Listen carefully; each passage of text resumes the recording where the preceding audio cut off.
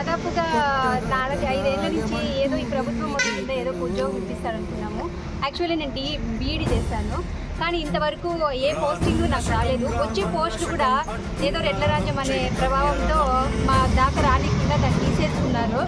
వచ్చే అవకాశాలని కూడా మా చేజార్చుకున్నాము.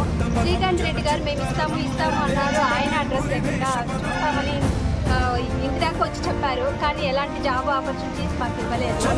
కానీ అదే హయాంలో టీడీపీ హయాంలో మాకు రమేష్ కుమార్ రెడ్డి సారు చిన్న మాట అడిగాను నేను, సార్ ఒక్కసారి మా ఇంటికి వచ్చి చూడండి, మా ఇంట్లో పరిస్థితి ఏదో చూడండి, మీకు మా ఇంటి పరిస్థితి ఏదో చూస్తుంది, ఈసారి ప్రాణ నష్టం జరిగితే మీరే బాధ్యత అన్నారు.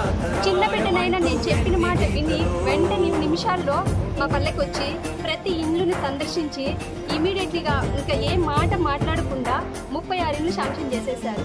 అంత గొప్ప మనసు ఉంది ఆయనది. పిలిస్తానే పలికే ఆయన మాకు ముఖ్యమా, పిలవకుండా ఎంత పిలిచినా పలకని ఈ ప్రభుత్వం ముఖ్యమో మీరే ఆలోచించుకోండి. కాబట్టి ఈసారి అయితే మాత్రం మేము టీడీపీనే రావాలని కోరుకుంటున్నాము.